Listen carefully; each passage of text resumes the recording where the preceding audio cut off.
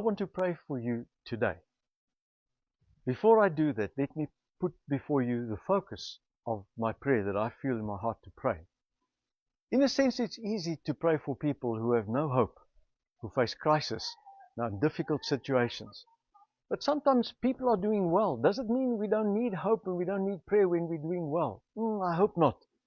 Because our prayers is a way of saying we support each other, but also saying to God, we need you. We want you as part of our lives in everything we do. So in the light of that, I continue to commit that we pray for you who are facing difficult times, that God will be your strength, your comfort, and that He will give you hope.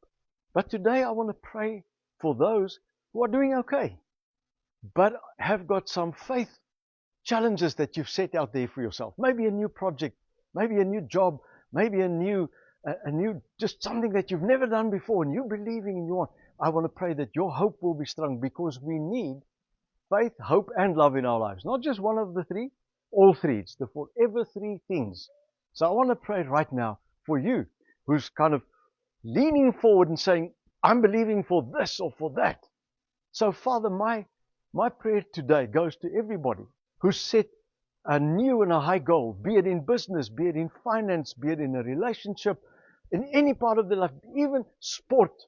And I pray today that you will be strengthening them today in stretching themselves out, moving forward, believing you for a higher level, for something different.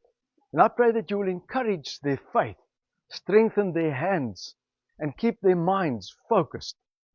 Fill them with a momentum of faith, hope, and love, that they will not stop until they've seen their desire in God come about.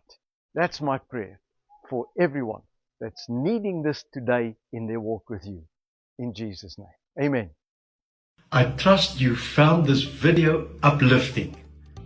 If you did, then please help us to bless others by following this page. Thank you for that.